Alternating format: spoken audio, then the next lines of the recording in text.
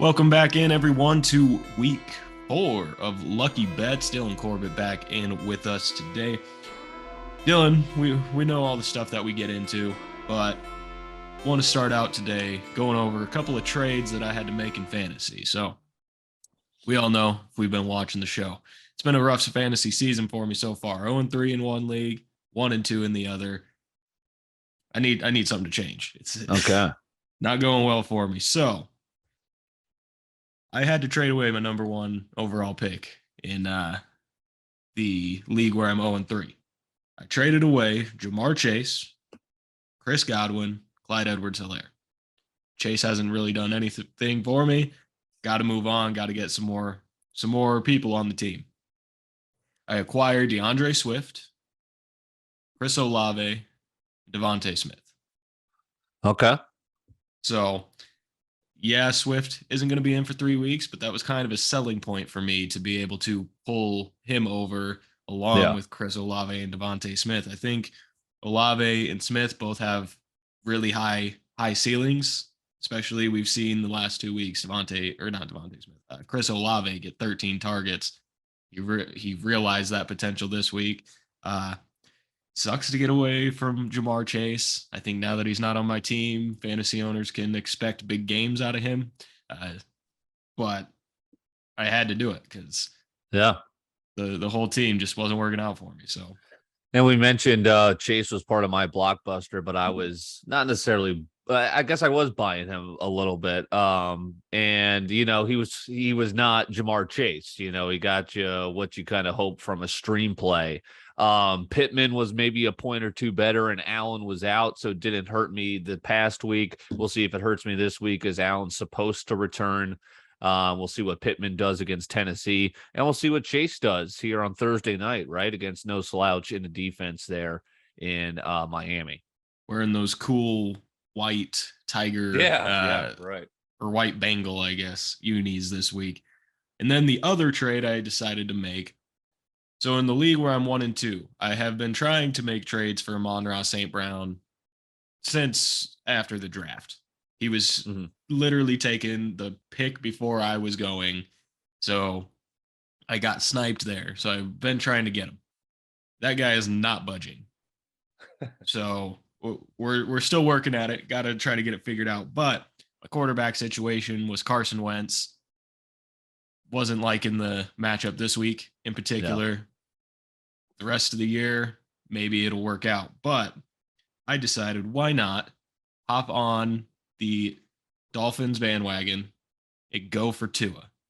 Okay, so, what? This is a change. I acquired Tua, Tony Pollard, who just had a 100-yard rushing game. Maybe the Cowboys are finally getting off of Zeke a little bit. I mean, Zeke had the touchdown, but no big deal. And DeAndre Hopkins, who, again, is a guy I'm going to have to wait on, but that was another selling point for me.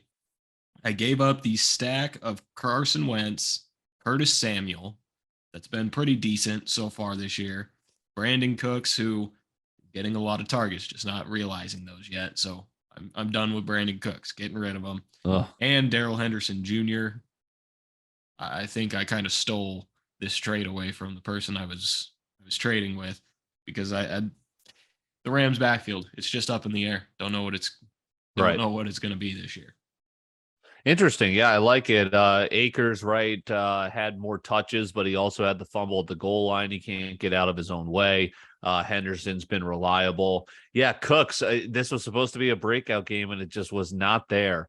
I think he still is going to get me to start him for another week, but my patience is running thin. Yeah, and what helped me was all 3 of those players were on his bench. Yep. So he's like, all right, well, I'm not playing them. I guess I can deal them for maybe some bigger or some pieces that can fit.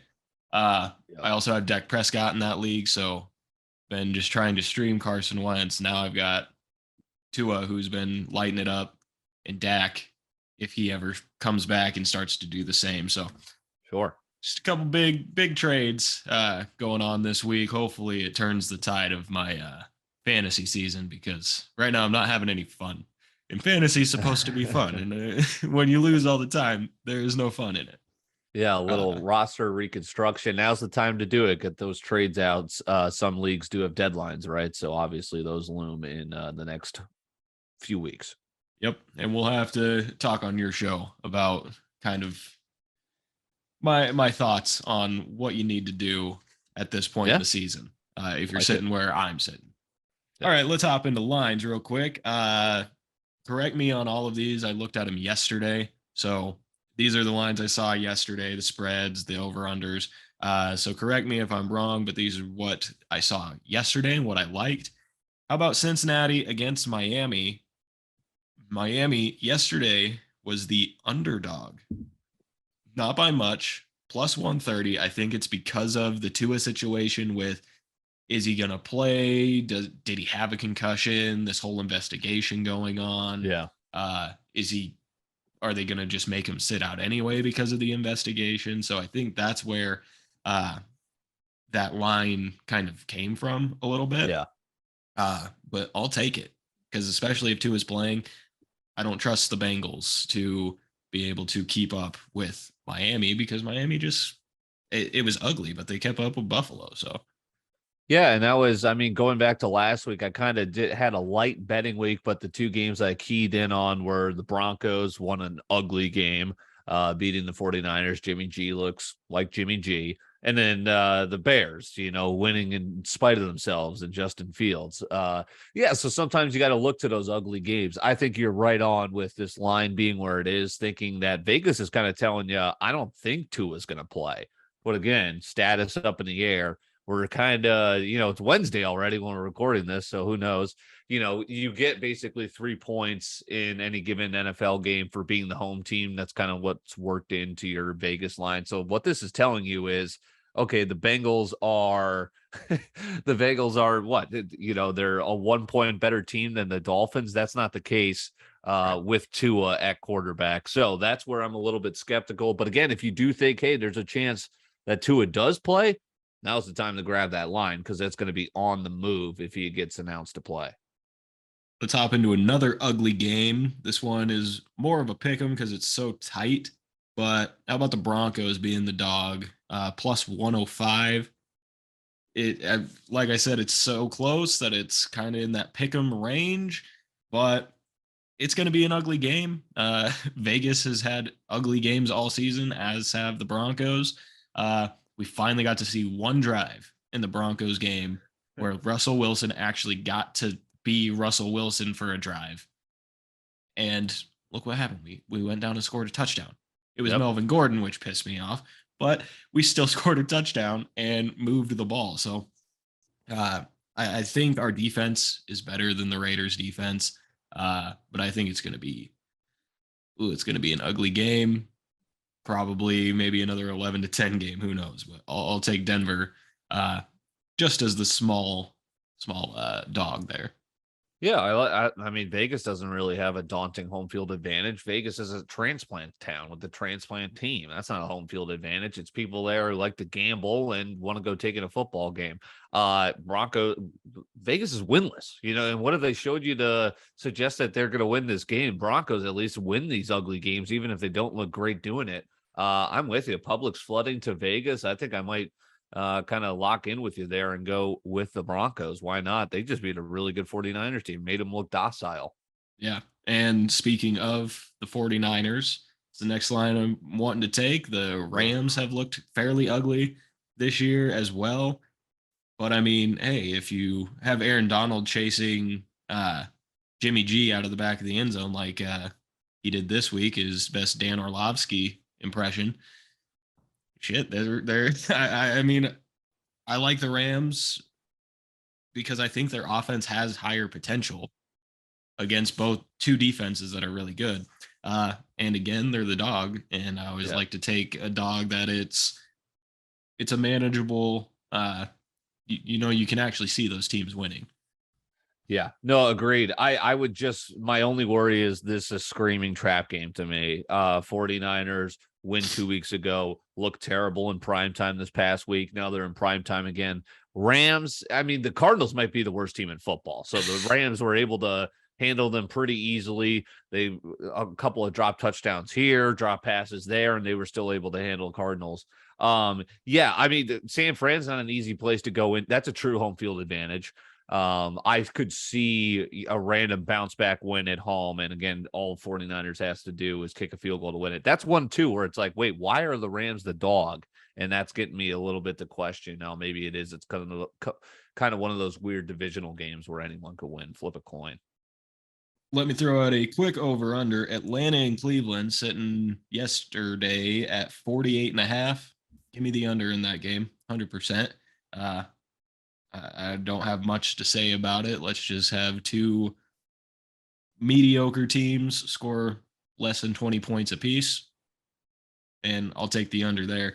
But one that kind of shocked me is that two actually that shocked me. Detroit and Seattle, the spread was sitting at 6.5. Why? And I believe it was on like Seattle's side. Maybe I'm wrong. It was Seattle plus 6.5. Yeah. It's moved down now to plus 4.5. That seems more manageable. Right, but still, yeah, nobody giving the Seahawks credit. I mean, good God, they lost to the Falcons. You can't. That's the cardinal sin of the NFL. You can't lose to the Falcons. Yeah, everyone loves Detroit. I'm telling you, they're a hard knocks team. Everyone is buying into Dan Campbell. Detroit's a cover machine. They're 3-0 against the number. But again, yeah, who knows? Now they're the favorite, and they're going to need a touchdown to win there. Yeah, I do like Detroit, but I think I don't see it being a touchdown game. I see it being a pretty close encounter. And then, are we all just sleeping on Jacksonville? Let's be honest. They look pretty fucking good. And it's surprising. Like, they have an offense that looks like it knows how to play football, a defense that seems competent, and they just went out and 38-10 against the Chargers. Yeah. And now they're going in against Philly, who maybe Philly is the best team in football right now. They're sure looking like it. But the spread yesterday was at 6.5. So another touchdown spread game. And the game, I think, could be a shootout maybe, but I think it's going to be closer than that.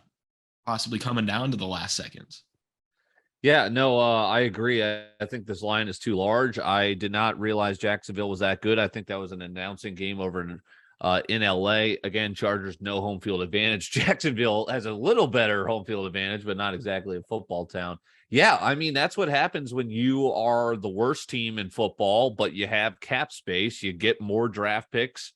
You get Christian Kirk. You load up that offensive line, and you get year two Trevor Lawrence impressing. I lost my two quarterbacks in one of my 7 leagues were Trey, and I usually don't do 2 quarterbacks, but I had Lance and Lawrence, 2 kind of uncertains. Well, I lost Lance. Hey, throw in Lawrence, and my goodness, he was great. So I'm like, okay, do I have a quarterback now? We'll see. I agree. Eagles, one of the best teams in the NFL, even though I wasn't high on them in the season. Jalen Hurts looks great, or before the season, they're looking great. They're passing the sniff test. I think it's going to be a good game, and we'll learn more about this team. And I agree with you. I think it's going to be closer than the 6.5. And over under of 48.5. Go ahead and smash the over there. I think that's what it's going to look like. And it could not be. I mean, Philly's defense is really good this year, so it could be a Philly blowout. But let's not sleep on Jacksonville anymore. Looking all right. What are some other lines that you're looking at going into this week? Yeah, I've got a couple of plays here for you. I lost my survivor pick. I got too cute. I went with the Saints, Panthers. They finally won a game. Well, okay, I'm going to go to the Panthers now because I think why is everyone on the Cardinals again? Murray's getting all these garbage time touchdowns. They can't run the ball. They're looking really poor, and Carolina's at home. So I think Carolina money line is certainly a play. Let's see. It's a short line. Arizona making a West Coast to East Coast trip, certainly not to be overlooked as well in a struggling year. Arizona opened as this line is moving, yet everyone's on Arizona. I think Carolina is going to take this game. So that's one I like. Again, the Bucks find a way to win ugly. You hear in the news, this game might be in my backyard. I might head there. Hope everyone is okay for the hurricane as it's making landfall right now. But Tampa supposed to host Sunday Night Football. It's being in motion to be hosted by Minnesota. That might be interesting. I don't know what that's going to do. Why they chose Minnesota? Yes, obviously because they're in London. But why not New Orleans, who's also in London? That would have been a little bit closer, I guess. Hey, Minneapolis elite that. I think this town would go take in two of the greatest quarterbacks ever. I'm actually rooting for this game to get moved. I'll take the Bucks here. Kansas City shocked everyone when they allowed my Colts to win. My Colts all of a sudden back. That game was weird, but Kansas City has some weird games like that. And you want to talk about weird, thinking from going to Tampa to going to Minneapolis, playing in a dome. I don't think Mahomes has ever played there before because he's in the AFC. I could be wrong on that. And then just like, what crowd do you expect there? So I'll go with the Bucks there. I think plus 1.5. I might just take them on the money line there. Should be a great game. Yeah, and again, I'm in love with the Bucks defense. They're so good. So coming off of a game where offensively you struggle against a Colts team that has let other teams score fairly well, and maybe this is the week that Tampa Bay's offense gets going. I mean, I'm sitting here waiting for it to happen. Hasn't yet, but maybe this is the week. They've got Mike Evans back. That'll help. Yep, that's right. Cole Beasley, and I think that's big too. Yeah, I think that's why they could have. I think that's why they could have. Why they struggled against Green Bay, and they could have won that game too. Evans returns from the suspension. Yep, you said it. Cole Beasley helping out. Of course, Julio Jones is injured already. But yeah, so it's going to be interesting. Yeah, it'll be a fun one to watch, and that one is a primetime game as well. What, Monday Night Football? Sunday Night Football, Sunday Night and Football, again could be in Minneapolis now. So it's they're already billing it, as the past generation versus this generation, or all that stuff. So and the Super Bowl from 2 years ago. Yep. All right, so let's hop into DFS. It was not pretty for either one of us last week, but it was particularly not pretty for you. Well, it didn't have Myers got injured too, so that screwed me, right? Yeah. So I ended up winning last week 88.68 to 62.58. Not necessarily close. I don't expect it to be that way again this week, but I am now currently up 2-1. Nice. Going with my quarterback. We just talked about the Eagles, talked about how good they look. Had to spend up for them. But give me Jalen Hurts against Jacksonville. He's projected 23.7. He's got 3 straight top 5 performances. 2 of those were in the top 3. He's averaging 28.4 points a week. So I have steered away from spending up on quarterbacks so far this year, but shit, give him to me. This will be the week he doesn't do anything, but I'm playing big for fantasy. Yeah, I heard a crazy stat where it's like the quarterbacks, they're almost kind of making you think, hey, you should draft us super high again. Jackson, those top guys, Jackson, Hurts, Josh Allen, and then it kind of drops off. Like the mid-tier guys like Dak, Stafford, Brady, Rodgers, they're really come down. But yeah, so that's why DFS, I like where you're going. I'm going to spend up too, and I'll go Josh Allen. Let's see if even in a losing effort, he still put up a ton of points against Miami. Baltimore, they're okay defense. I mean, look what Miami did to them though too, right? I don't think they're probably on par with the Dolphins defense. So I like Josh Allen. He is the most expensive, but maybe that's for a reason. Let's talk about let's see, Baltimore's defense. They're statistically right now, they're not a good defense. 32nd in total defense, 32nd against the pass, 25th in points, 13 against the run. So I like that play quite a bit. Who would have thought we'd be sitting talking about Baltimore not being a good defense? That's what I was going to say, like a traditional defensive powerhouse, and now they're struggling, early on. Yeah. All right, let's hop into the running back position. Thank goodness that it's backup season right now going into week 4. You can get these guys for cheap, and they are hitters. You got Jamal Williams going up against Seattle, projected 14.2. More than likely won't have Swift. There hasn't been a definite answer on that. But even with Swift, he's been pretty dang good. He's coming off 24 and a half points last week, two touchdown games this year. So I like Jamal Williams. Throw him into my lineup. He's probably somebody I'm going to throw into my actual lineup this week as well because I picked up DeAndre Swift. So Yep. let's go with that. And then how about Khalil Herbert? Again, Yeah. it's not set in stone that David Montgomery isn't going to play, but even if he does play, I see him re-aggravating the injury. He's going up against the Giants. 8.1 is the projection, so we'll see how it goes. But last week, 157 yards, 2 touchdowns, 2 catches. I mean, huge game, 30 points. I like it. And honestly, we talk about Pollard being better than Zeke. How about Khalil Herbert actually making shit happen when he plays against David Montgomery, who, if you have him this year, you've been pretty disappointed. Yeah, I've had Khalil Herbert stashed away for in one of my leagues, and that's the one thing that stinks about for season fantasy is you with the Montgomery. If he does start, are you confident enough to start Herbert if say Montgomery has a game like he did just randomly against the Packers, and he steals Herbert, so you can't start him there. But I like it in DFS because it's like, hey, take that flyer there.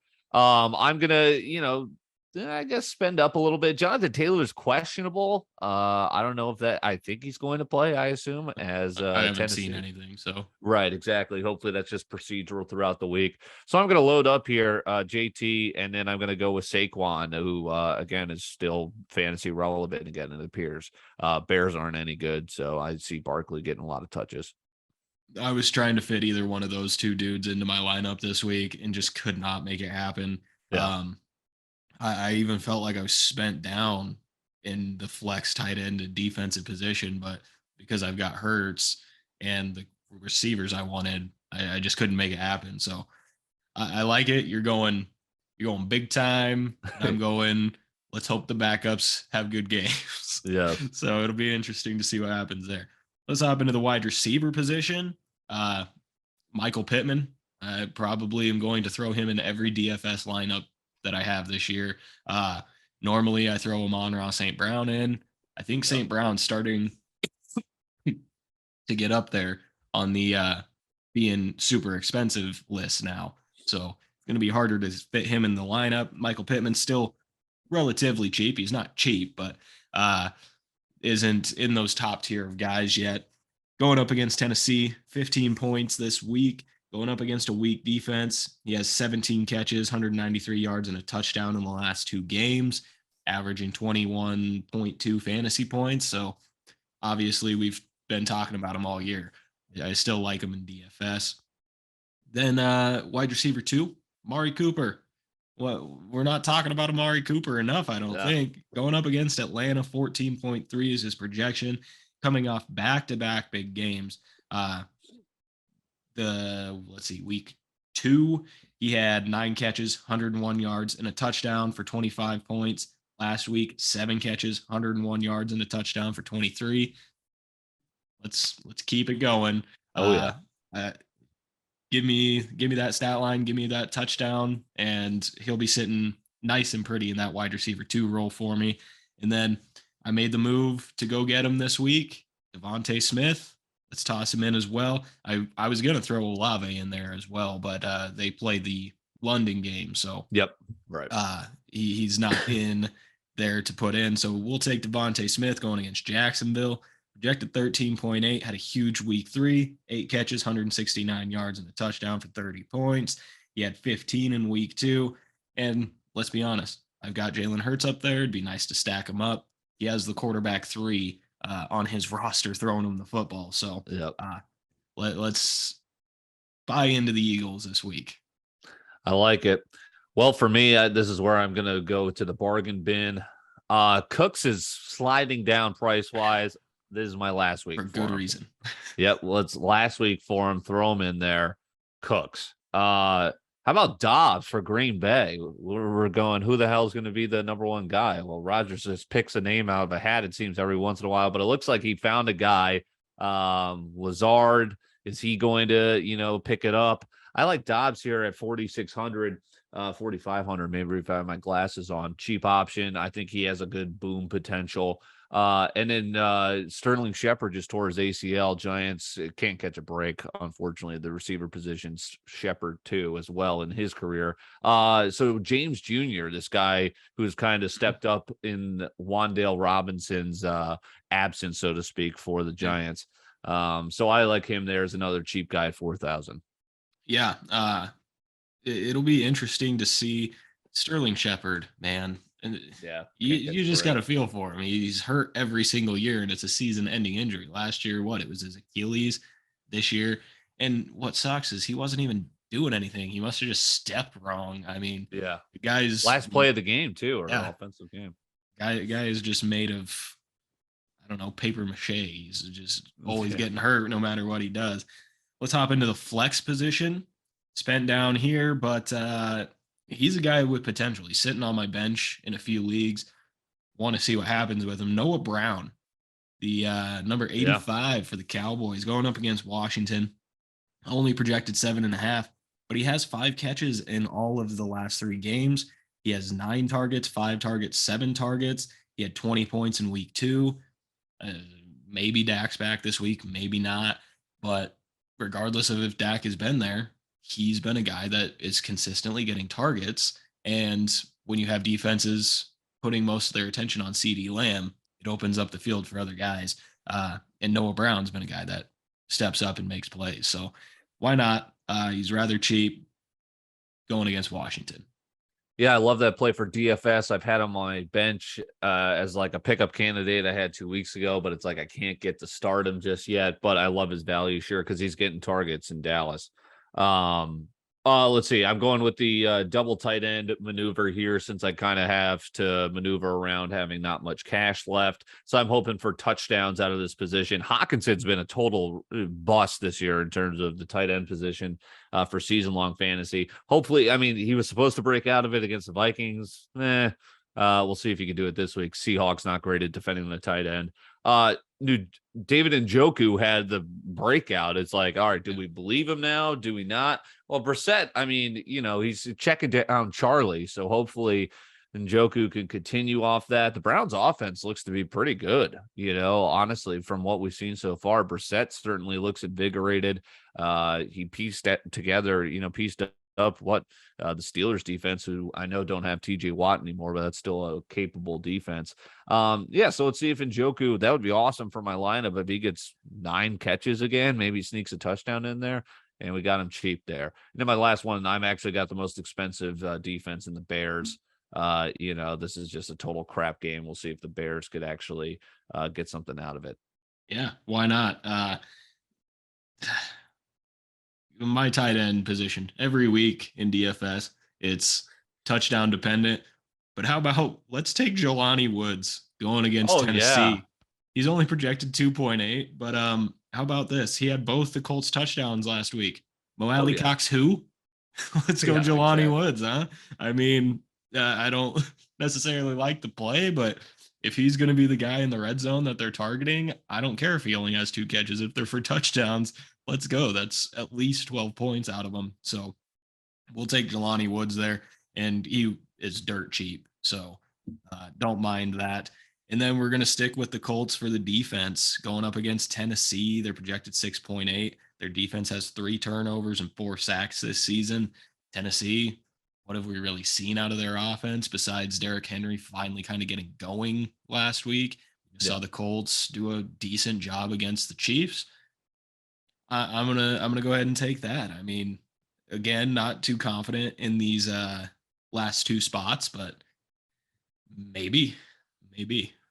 All right. Well, you're coming off the winning week, so we'll see. I got to get it back.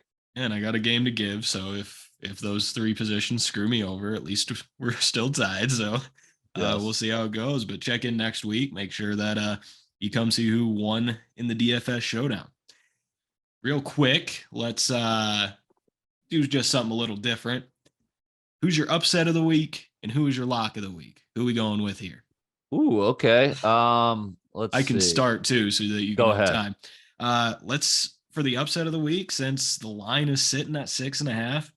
let's take Jacksonville over Philly. I don't see this being a like blowout of a game. Could be Philly could just go out there and put their foot on their face and say no, you're not a good team. But let's go with Jacksonville 31-28. How about that? I like that. I'll go a little shock factor too. Sleepy London. I was just listening to Minneapolis Sports Talk Radio. They were debating. I guess the Saints went out there early, and the Vikings are trying to go out there just like right before, and they're just going to play with jet lag. I don't know. Is that going to work better? Is it like they don't want to be stuck in London time for when they're coming back? Is that going to backfire? Seems like everyone likes the Vikings this week because the Saints were a no-show. That's the perfect recipe. I'll go shock factor. I've got the Saints in London upsetting the Vikings because they are plus 2.5. I like it. And then for my lock of the week, let's go with Green Bay over New England. Probably no Mac Jones, so that leaves you with Brian Hoyer. Yeah, okay. Green Bay has started moving the ball, starting to get it figured out, like you were talking about with Romeo Dobbs. Yep. Maybe Rodgers finally has that guy he's going to throw the ball to 9 times a game, and let's see if it sticks. Green Bay, I think overall is a better team. I think they're a 10.5 point favorite. Yep. So let's take that. I don't think it's going to be, the Packers scoring a lot of points because the Packers just don't do that, even in games where they're controlling it. Let's go 24-10 on that one. All right. This is the only team I can root for this time. Well, I guess I have the Cardinals until they inevitably get swept out of the playoffs in Major League Baseball. But the Colts, they proved it. Excuse me. I said, if this was, again, I couldn't get myself to pull the trigger, but I said, if this was the game, it's all lining up, boom, they get the job done. Now, this would probably be the game for them to, totally lay a stinker. I think Tennessee's terrible. I don't think they're good. And I've got the Colts, as nobody's talking about them, 1-0 at home and, convincing win against the Chiefs. Why can't they beat a good team here against Tennessee or, a disappointing team in Tennessee? Yeah. Colts are favored. Everyone's on the Titans. I say the Colts get it done as the favorite at home. I like it. All right, let's hop into prop bets. When I was going through these, I irritated myself because the ones that I picked differently from you were the ones I actually would have made up ground on. So okay. I was going through, I was 3-1, you were 1-3. Like, ooh, yep. Yes, let's go. And then I picked 3 different and we ended up tying. So you're still up 14-11. Okay. So still down by 3. Let's hop into them. Josh Allen or Lamar Jackson, they're going head to head this week. Oh, wow. The quarterback, 1, the quarterback 2 in fantasy. Who's getting more fantasy points? Allen had 25.1 last week and Jackson had 23. Yeah, this is going to be a battle. Let's see. It is in Baltimore. I'm going to go with Josh Allen. I think the Bills come in and get a road win. As much as I want to go Allen because you can expect quarterback 1 or quarterback 2 every week from him. Yeah. Lamar Jackson is the quarterback 1 and he's going out there. He's being a quarterback. Yeah. Okay. Getting 100 yards rushing, getting touchdowns on the ground and in the air. I'm going to go with Lamar there. It's going to be a fun game, I think. There's going to be a lot of fantasy points to be had in that game, maybe just from the 2 quarterbacks, but right. I think it's going to be fun to watch. I'll go Jackson on that. Action Jackson, baby. Jared Goff or Geno Smith. Now we're flipping the script. We just went the 2 best quarterbacks. Now we're going to not fantastic quarterbacks, but they're also playing head to head. Who gets more passing yards in this game? Jared Goff right now at 249 for his average. Geno Smith at 239. Yeah, you know what? I'll go with Jared Goff. I think he's bound to have a big game here against Seattle. Yeah, I'll go Goff here. I think they're going to throw it a little bit more. I'm going to go with Geno Smith. My fantasy show yesterday, I talked about he's one of the guys I love this week. He's playing decent football, going out throwing, I think, like 70%. So being fairly accurate. It's going to be another game where I think it's going to be a fun one to watch. So I'll take Geno there. He's on my love list instead of Jared Goff. So there we go. We're already different on those first two. Let's see All what right. happens. Get into the running back position. Guy we haven't really talked about in these prop bets at all, Christian McCaffrey. He hasn't really been disappointing, but he hasn't been what you want him to be all year. He has yet to live up to his projections. So Yep. this week, does he live up to his fantasy projection of 22 points against Arizona? Week 1, he was projected 21, only got 15. Week 2, he was projected 22, only got 16. Week 3, projected 21, only got 13. And he's questionable again. I just think it's the ever, he's getting the yards. Like, it's just he hasn't been scoring, which has been a shame. He's getting the yards. So the question, will he fulfill the fantasy potential? I think the Arizona Cardinals are so bad. I think McCaffrey explodes this week. Why not? The fact that he's projected over 20 points every week and hasn't gotten there, Yeah. I'm gonna fade it. I'm gonna say he doesn't again, but like you said, it could be the game he blows up. All right, we've got 3.5 minutes left here in the Zoom chat. Let's go Nick Chubb, higher or lower. His average rushing yards per game this season, which is 113. He had 141, 87, and 113. He's going up against Atlanta. Oh, over. Oh, it's going to be a bloodbath. They're going to run it down Atlanta's throats. Yeah, I like that as well. I'm taking Nick Chubb higher than 113. How about Deebo Samuel, higher or lower?